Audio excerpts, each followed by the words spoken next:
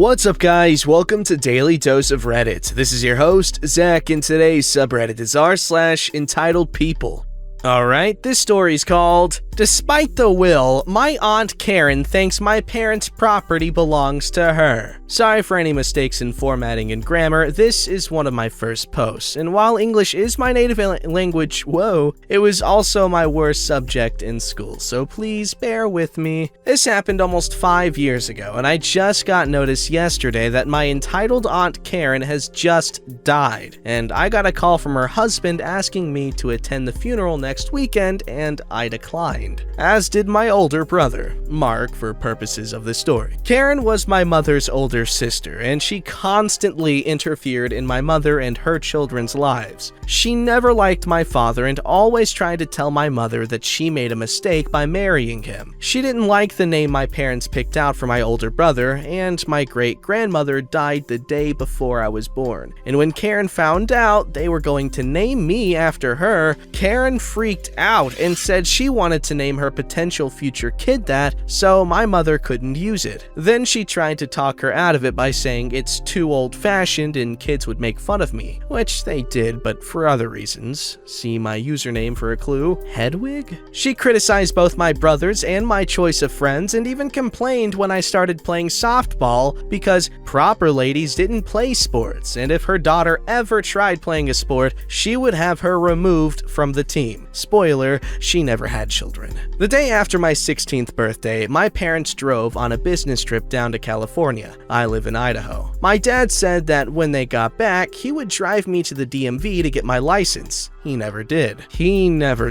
Because on the drive to California, they hit a patch of ice, spun out, crashed, and died. I was a wreck for some time after that. I didn't even want to attend my high school graduation later because my parents wouldn't be there. Their will split everything evenly between my brother and I. At the funeral, my parents, who owned their own business, production manager Tim, was talking to my brother, and my brother told him that in a couple of weeks, he would step in and take over, and he was counting on Tim to run things smoothly until then, and help him in taking it over and learning the ropes. I had no interest in the business, other than that it was a guaranteed summer job when I was growing up, so I stayed out of it and just collected profit checks until I sold my half to Mark, and he continues to run the business to this day. Mark told Tim that he should assure the employees that their jobs were safe and that no major changes would be made. Then, one day, Aunt Karen showed up and began putting her stuff in my parents' office, and when Tim confronted her about this, she said his services were no longer needed and he was fired. Tim called Mark up, and Mark went down to the family attorney, some police, and necessary paperwork, and had her removed. While she said the place was now hers because it was her sister's, so now she was the owner. As long as I have known her, she had never had a steady job, and has had 3 husbands, not counting the man who called me, never met him, and milked each one for as much as she could get until she divorced him. The next day, I was leaving for school. I walked, it was fairly close, about 10 minutes, and saw her car and moving van parked outside. She said she was moving into her house, and then said in a sickly sweet voice that for a reasonable rent, she would continue to allow me to stay there until I graduated high school. I went in and called my brother, and he again showed up with the family attorney, police, and all the paperwork, and had her removed from the property. I was at school, so I didn't get to see what happened, but that night, Mark gave me a business card for a policeman who I assumed helped deal with all this, and told me that if I ever saw Aunt Karen on or near the property,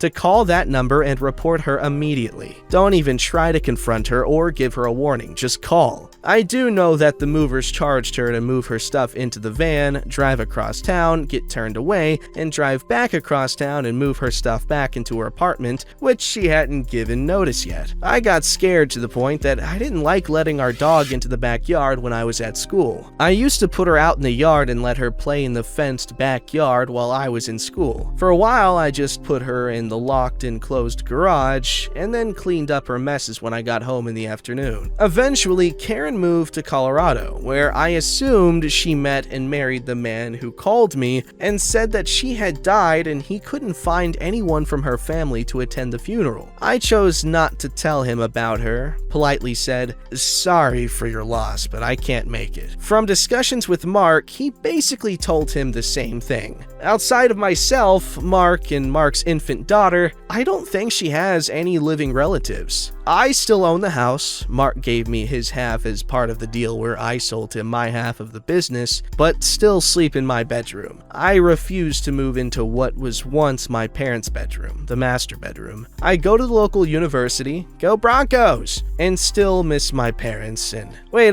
Boise State University, ew, and still miss my parents and think about them every day. And even though I am 21 in less than 2 weeks, own a large home and have a lot of money in the bank, I would trade it all to have my parents back. But I don't care about the how or why of Aunt Karen's death. Thank you for reading and sorry for the length. Wow, she does not seem like a very pleasant person. And damn, it sucks to have lost both of his parents like that young. Gosh dang. Well, good job on, where you went with it, OP.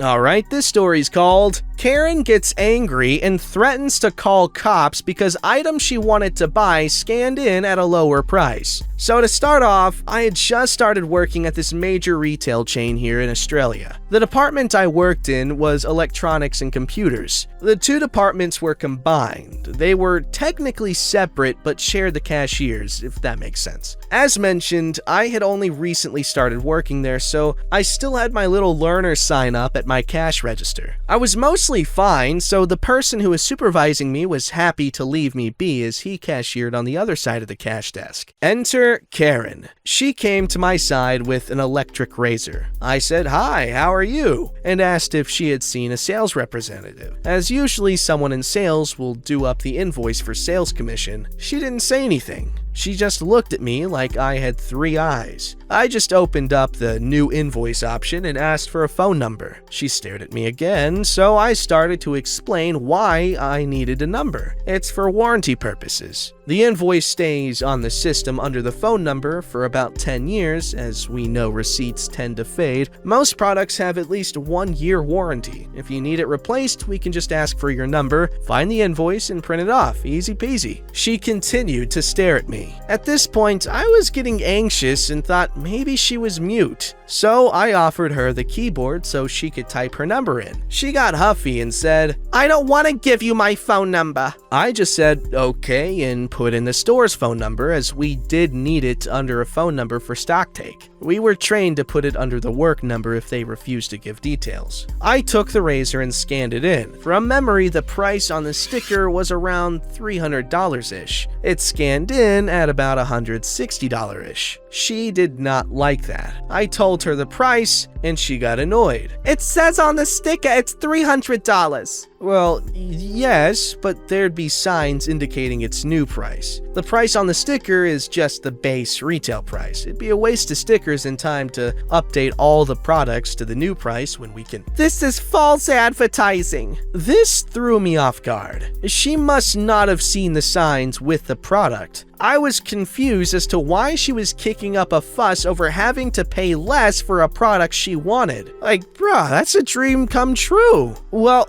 I can call the cops about this and you guys will get in serious trouble." I'm panicking at this point as she angrily hands me money to pay for the item. I grab her change, hand it over alongside the product and receipt. She's still going on about how illegal what we're doing is and how we're going to get in so much trouble. She then leaves with her illegal product, still ranting, and I'm still standing there baffled. I turned to my fellow cashier who laughed about it as I told him the story and said he would have just charged her the full price for it. Now that would have been illegal. My butt fell off, I laughed too hard, oh my god. I'm still very confused as to why she got angry when she got her item for cheaper. She must have never called the police because no one ever showed up to tell us what we were doing was illegal. That or they just laughed at her like my coworker did. As someone who's broke, how do you get angry for being charged less? I do not understand at all. Yeah, this one I'm a bit lost at. Like, what if it was like, she was doing a thing with Mr. Beast and he's like, oh, whoever gets the highest total from this store wins. And then she... But that doesn't make sense. She'd just grab a bunch of items. She wouldn't price check an individual item. Like, what? Come on, man. But that's the only possible explanation. Or maybe she's trying to scam people and she's... I don't know. This story's called The Swiss Wedding from Hell. Sorry, it's a bit of a long one. My friend is seriously wealthy. He was born in England, but moved to Switzerland in his 20s to work in his dad's aviation firm. I met him when working in Paris, 2000, and we became pretty good friends, but only really because we were in the same place at the same time, two young English guys in Paris. His dad is extremely demanding as a boss and the CEO of the company. Ever seen the HBO series Succession? His family is just like that. His father plays his three sons off against each other. They are constantly bickering with each other and trying to get their father's validation. It's painful to watch. In 2009, he called me to tell me he was getting married to a Swiss girl. I hadn't met her, but I knew she was hard work. Back in the day of cheap flights, we used to meet up around Europe. She would constantly bombard him with messages and call the entire time to find out what he was doing. He asked me to be his best man, which I gratefully accepted. He would be getting married in some weird Gothic castle in Switzerland in January. He asked to bring my wife and daughter, and we would be seated on the top table with his parents and his brothers. I was honored, but decided not to take them. My daughter had just been born 2 months before. I really didn't want to put my wife through a wedding when she just wanted to relax at home. Besides, there would be no other kids going, and it would be -4 degrees, or 24 degrees Fahrenheit, at night in some castle in the middle of nowhere. I informed him I would be going alone. He wasn't happy about it, but accepted. I felt bad and said that I would do whatever to help with the wedding. Things got weird after that. I arrived at the wedding the night before and stayed with him in his apartment. His wife-to-be was just preparing to leave and stay in a hotel for the night and wouldn't even look at me. She completely ignored me as I arrived. There were really bad vibes in the apartment, like they didn't really want me there. She just sat on the sofa in the apartment glaring at me and eventually left for the hotel. I thought it was odd, but it was their wedding, so I just smiled and went along with it. We went out for a few drinks that night, and he was a little on edge. He screamed at a waiter for no reason for about 10 minutes, but apart from that, he was okay. The next day, with a hangover, we went to the castle for the wedding. I found out that I had been removed as the best man. He never told me, and his whole family just acted as if I had completely snubbed them by not bringing my wife and newborn baby, as if I had done it on purpose to ruin the wedding. I was told to help the band set up.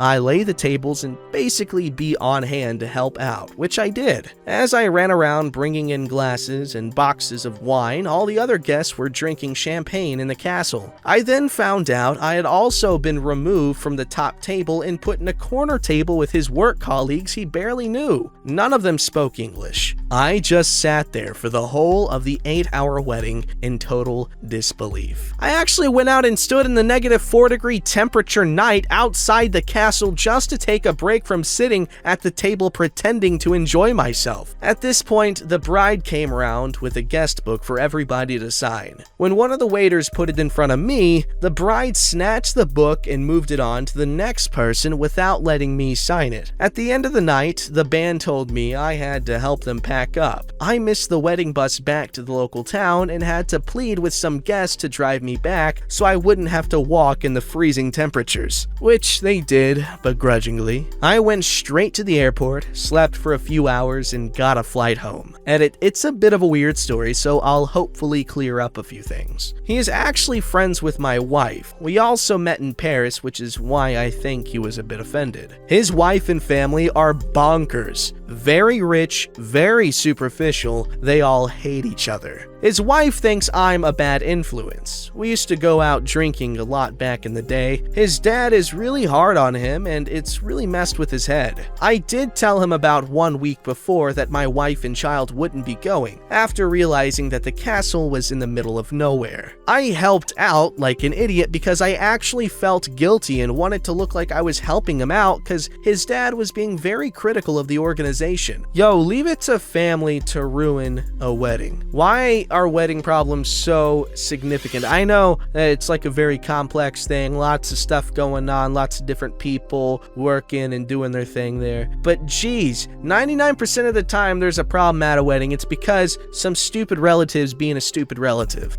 Don't forget to like, subscribe, and hit that bell to never miss an episode.